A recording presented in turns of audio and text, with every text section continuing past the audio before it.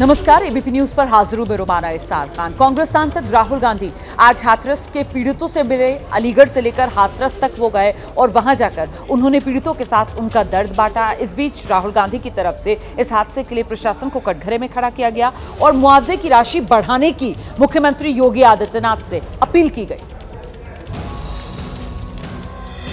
राहुल गांधी आज सुबह सुबह सबसे पहले पहुंचे अलीगढ़। यहाँ के पिलखना गांव में वो पीड़ित परिवारों के घर पहुंचे, उनसे मुलाकात की, उनका दुख दर्द बांटा। इसके बाद राहुल गांधी हाथरस पहुंचे। वो यहाँ 4 पीड़ित परिवारों से मिले, उनके साथ बैठकर बातचीत की। ये सभी लोग हाथरस के नवीपुर खुर्द के रहने वाले हैं। पीड़ितों से मिलने के बाद राहुल ने कहा, हाथरस कांड में प्रशासन ने लापरवाही की। कमी तो है और गलतियां तो हुई, कॉम्पनसेशन ज्यादा से ज्यादा। और मैं यूपी के चीफ मिनिस्टर से विनती करता हूं कि दिल खोल के कॉम्पनसेशन।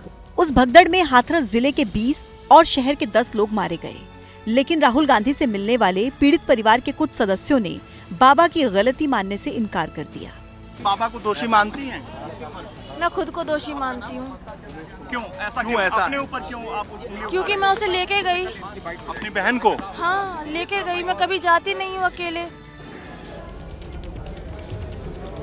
हाथरस हादसे में जिन परिवारों ने अपनों को खोया है वो बाबा पर कार्रवाई की, एक्शन की मांग कर रहे हैं। अलीगढ़ में ऐसे ही कुछ परिवार वालों से बातचीत की है हमारी सहयोगी निधिश्री ने। मेरे कैसे हाथरस में बाबा के सत्संग के बाद मची भगदड़ में अपनी मां और भाई को खोने वाली काजल के पास अब कुछ नहीं बचा सिवाय आंसुओं और सवालों के। मेरा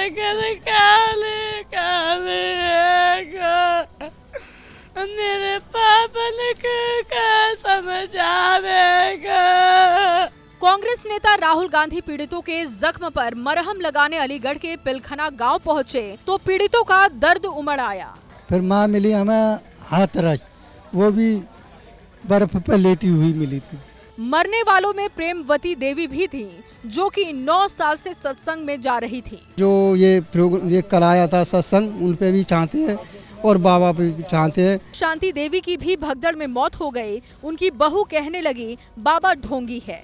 बाबा 1 नंबर का ढोंगी है, सिर्फ और सिर्फ लोगों को बेवकूफ बना रहा है।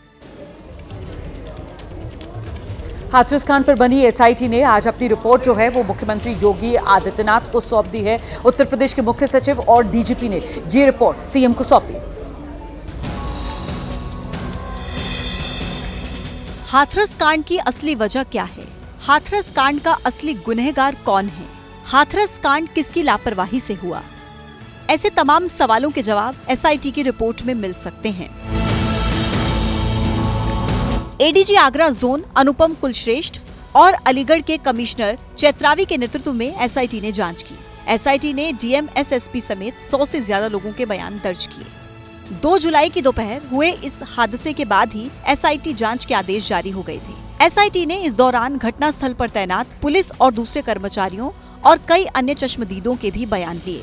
इस बीच हाथरस कांड पर बने न्यायिक आयोग ने भी अपनी जांच की औपचारिक शुरुआत कर दी है। कल लखनऊ में आयोग के सदस्यों की बैठक हुई। हाथरस कांड की जांच पर जांच हो रही है, लेकिन एफआईआर में सत्संग वाले बाबा का नाम तक नहीं है। हमारे पास अभी वो डॉक्यूमेंट नहीं है, इसलिए हम आप उसके कोई कमेंट नहीं कर पाएंगे। आपसे भी अगर मदद की जरूरत होगी तो वो भी लेंगे। सच्चाई के रास्ते पे जाना है, लेकिन अभी तो हम नहीं कर पाएंगे उसके लिए। और क्या हाथरस कांड को लेकर कोई राजनीतिक साजिश भी हो सकती है क्या? इसी को लेकर पुलिस जो है वो जांच कर रही है। 5 जिलों के जो नेता हैं उनके कॉल रिकॉर्ड्स बाकायदा खंगाले जा रहे हैं। हाथरस में बाबा के सत्संग के बाद भगदड़ कैसे मची? क्या सिर्फ बाबा के चरणों की धूल समेटने के चक्कर में भगदड़ मची या इसके पीछे कोई राजनीतिक साजिश हो सकती है? यूपी पुलिस अब इस दिशा में जांच करते हुए 5 जिलों के कुछ नेताओं की कॉल डिटेल्स खंगाल रही है। इन जिलों में हाथरस, एटा, अलीगढ़, मैनपुरी और इटावा शामिल है। जिला स्तर के ऐसे 50 से ज्यादा नेताओं की तलाश की जा रही है, जिनकी नजदीकी बाबा से बताई जा रही है। इससे पहले समाजवादी पार्टी अध्यक्ष अखिलेश यादव ने कल आरोप लगाया था कि यूपी सरकार असली मुद्दा छुपाना चाहती है। सरकार की जो जिम्मेदारी थी उस जिम्मेदारी से भाग नहीं सकती सरकार। देखिए, कॉन्स्पिरेसी तो नहीं हो सकती इसमें। कॉन्स्पिरेसी ये हो सकती है कि सरकार उससे बचना चाहती हो, सरकार जिम्मेदारी से भागना चाहती हो। ये कॉन्स्पिरेसी तो है, ये पार्ट ऑफ कॉन्स्पिरेसी है और पार्ट ऑफ ये कि ध्यान हट जाए हमारा। मुख्यमंत्री योगी आदित्यनाथ ने भी हाथरस में किसी साजिश की तरफ इशारा किया था और कहा था कि इसके पीछे एक बड़ी साजिश लगती है। अब जांच टीम भी ऐसा ही शक जता रही है। हाथरस कांड को लेकर पहला बड़ा एक्शन हुआ है। सत्संग कमेटी से जुड़े 6 लोगों को पुलिस ने गिरफ्तार किया है। 121 लोगों की मौत के गुनहगारों की तलाश में फिलहाल पुलिस ने 6 लोगों को धर दबोचा है। इनमें 4 लोग हाथरस के हैं, एक फिरोजाबाद का और एक मैनपुरी का। ये सभी लोग सत्संग कराने वाली कमेटी से जुड़े हैं। 6 लोगों की अभी गिरफ्तारी हुई है। ये सभी लोग कमेटी के मेंबर्स हैं और पूर्व में इनके द्वारा कई आयोजनों के अंदर भी पार्टिसिपेट किया गया है। ये मुख्यतः सेवादार के रूप में कार्य करते हैं और आयोजक और इनकी सत्संग कमेटी में भीड़ इकट्ठा करना, चंदा इकट्ठा करना, इन सब चीज़ों का सहयोग प्रदान करते हैं। पुलिस पूछताछ में सेवादारों ने कबूल किया है कि पहले हमने भीड़ को रोका, बाबा के चरणों की धूल के लिए भीड़ बेकाबू हो गई। इसके बाद बड़ा हादसा हुआ, अफरा तफरी मचने के बाद हम घटनास्थल छोड़कर भागे।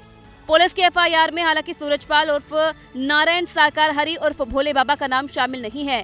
इस मामले में मुख्य सेवादार देव प्रकाश मधुकर को मुख्य आरोपी बनाया गया है। मधुकर के खिलाफ पुलिस गैर जमानती वारंट जारी कर रही है। मधुकर पर पुलिस ने 1 लाख रुपए का इनाम भी रखा है। पुलिस का कहना है कि अगर जरूरत पड़ी तो भोले बाबा से भी पूछताछ की जाएगी।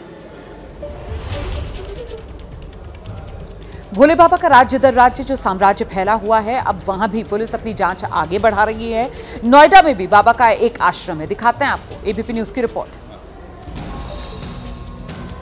नारायण साकार उर्फ भोले बाबा कहाँ हैं, पुलिस अभी तक ये पता नहीं कर पाई है। इस वक्त हम नोएडा के सेक्टर 87 के नया गांव में मौजूद हैं और यहाँ पर नारायण साकार का एक आश्रम भी है। तस्वीरों में आप देख सकते हैं कि एक काफ़ी बड़ा आश्रम है जो कई एकड़ में फैला हुआ है, लेकिन ये इस वक्त ये बंद पड़ा हुआ है। आसपास के जो लोग हैं वो यहाँ पर मौजूद हैं, उनसे बात करते हैं कि आखिरकार आखिरी बार बाबा यहाँ पर कब पहुँचे थे। क्या नाम है आपका? सोनू, ये बताइए कि ये आश्रम कब बना था और क्या बाबा यहाँ पर आए थे कभी? लमसम सर 2021 में बताया जा रहा है और उसी टाइम 2022 में एक ही बार यहाँ आए, जब से बोले नहीं आए हैं। जी सर। यहाँ पर क्या लोग भी पहुँचे थे जब बाबा आए थे? तो भीड़ लगी थी काफ़ी यहाँ पर? तो क्यों ना होगी सर, भीड़ तो थी। अभी भी इतवार शनिवार को कोई यहाँ संगठन कीर्तन होते हैं, फिर भी भीड़ आ जाती है। 150 आदमी फिर भी यहाँ आ जाते हैं। कीर्तन की बात कर रहे हैं, वो शनिवार और रविवार को होता था यहाँ? शनिवार रविवार प्रसाद वगैरह बांटता था, वो शरबत बना के यहाँ जो पब्लिक आती थी उन्हें देता था प्रसाद के रूप में शरबत। तेलंगाना में ऐसा लग रहा है जैसे सत्ताधारी कांग्रेस ने ऑपरेशन बीआरएस चला रखा है। कल भी आधी रात को बीआरएस के 6 एमएलसी कांग्रेस में शामिल हो गए। तेलंगाना में सरकार जाने के बाद से ही बीआरएस में मची भगदड़ थमने का नाम नहीं ले रही। कल आधी रात करीब 1 बजे एक अहम घटनाक्रम हुआ जब अपने सरकारी आवास पर सीएम रेवंत रेड्डी ने बीआरएस के 6 एमएलसी को कांग्रेस में शामिल करा दिया। इन एमएलसी के नाम है दांडे विट्रल, भानु प्रसाद राव, एमएस प्रभाकर, बोग रापू दयानंद, एगे मलेशम और बसवा राजू सरैया।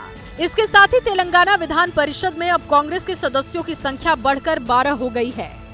मुख्यमंत्री रेवंत रेड्डी के दिल्ली से लौटते ही ऑपरेशन बीआरएस को अंजाम दिया गया और सीएम रेड्डी और एआईसीसी प्रभारी दीपा दास मुंशी की मौजूदगी में बीआरएस के एमएलसी ने कांग्रेस का दामन थाम लिया। इससे पहले तक 40 सदस्यों वाली विधान परिषद में कांग्रेस के 6 ही एमएलसी थे। इससे एक दिन पहले ही दिल्ली में वरिष्ठ नेता के केशव राव बीएसएस छोड़कर कांग्रेस में शामिल हुए थे। उन्हें दिल्ली में कांग्रेस अध्यक्ष मल्लिकार्जुन खड़गे और राहुल गांधी ने कांग्रेस में शामिल कराया। और देखिए, बिहार में एक के बाद एक पुल टूटने की घटनाएं सामने आ रही हैं, जिसके बाद सियासत तेज हो गई है। आरजेडी के नेता हैं तेजस्वी यादव, वो इसके लिए सीधे नीतीश सरकार पर निशाना साध रहे हैं। बिहार में 24 घंटे में एक के बाद एक 6 पुल धड़ाम हो गए। इसकी गूंज अब बिहार की सियासत में भी सुनाई दे रही है। बिहार विधानसभा में विपक्ष के नेता तेजस्वी यादव ने इसके लिए नीतीश सरकार पर निशाना साधा।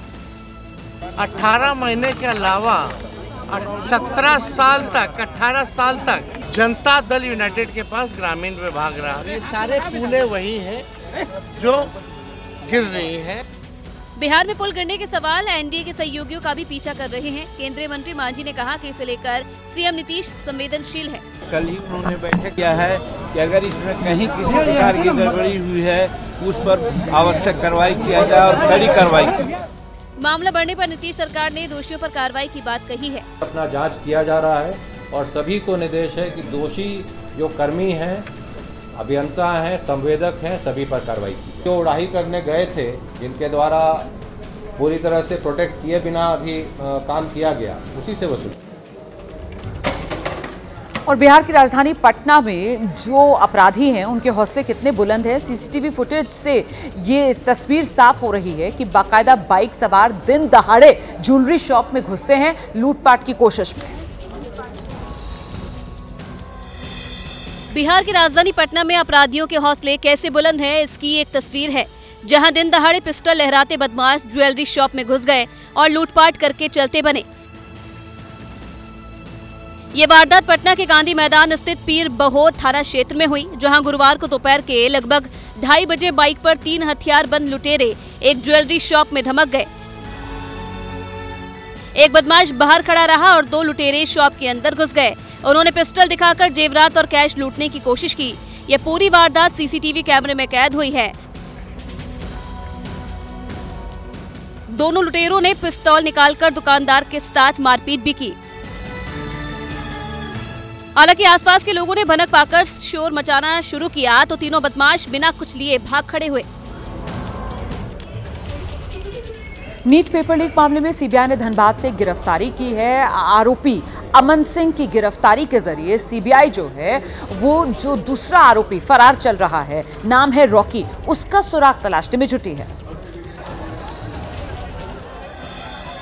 नीट मामले में सरगना तक पहुंचने की सीबीआई की कोशिशें जारी है। सीबीआई ने पेपर लीक रैकेट की एक अहम कड़ी अमन सिंह को धनबाद से गिरफ्तार किया है। अमन सिंह का सुराग आरोपी चिंटू और मुकेश से मिला था। अमन सिंह फरार आरोपी रॉकी का खास है। फरार आरोपी रॉकी संजीव मुखिया का रिश्तेदार है। इस लिहाज से अमन सिंह की गिरफ्तारी को अहम माना जा रहा है ताकि इससे रॉकी का कोई सुराग मिल सके। रॉकी पर शक है कि पेपर लीक होने के बाद उसने पटना और रांची में एमबीबीएस स्टूडेंट से उसे सॉल्व कराया और उसके बाद नीट अभ्यर्थियों को प्रश्न पत्र और उत्तर दिए गए और उत्तर रटवाए गए।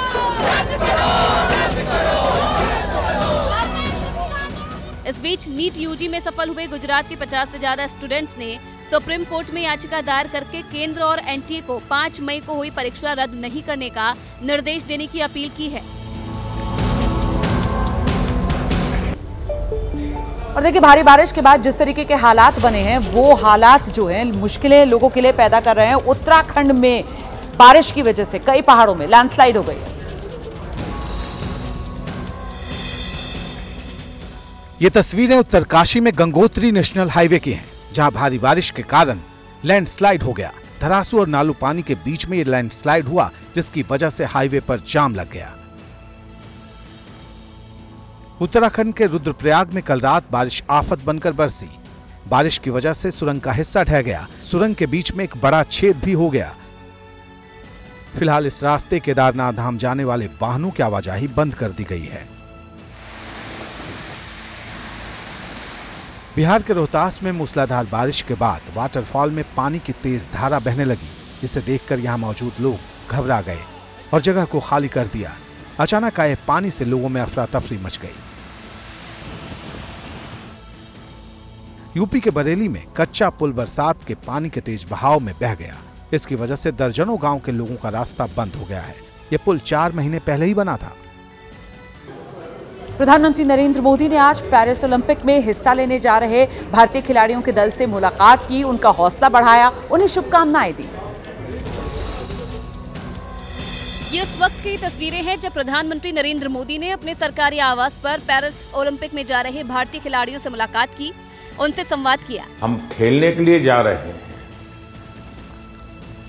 हम अपना बेस्ट परफॉर्मेंस के लिए जा रहे हैं, लेकिन ओलंपिक सीखने का भी बहुत बड़ा मैदान होता है। भारत पेरिस ओलंपिक के लिए लगभग 120 खिलाड़ियों का दल भेज रहा है। I am very excited to go because Olympics में जाने का सपना तो स्टार्टिंग से ही था मेरा, जब से स्पोर्ट्स स्टार्ट किया है मैंने। पीएम मोदी ने नीरज चोपड़ा, मुक्केबाज निखत जरीन और 2 बार की ओलंपिक मेडलिस्ट बैडमिंटन खिलाड़ी पीवी सिंधु से वर्चुअल बातचीत भी की। ये जो नए खिलाड़ी आ रहे हैं उनके लिए क्या कहोगी? हम फोकस करना है और we have to have that belief in ourselves that we can do it. Bharat ने टोक्यो ओलंपिक में 7 पदक जीते थे, जिनमें नीरज चोपड़ा का भाला फेंक में जीता गया गोल्ड मेडल भी शामिल है।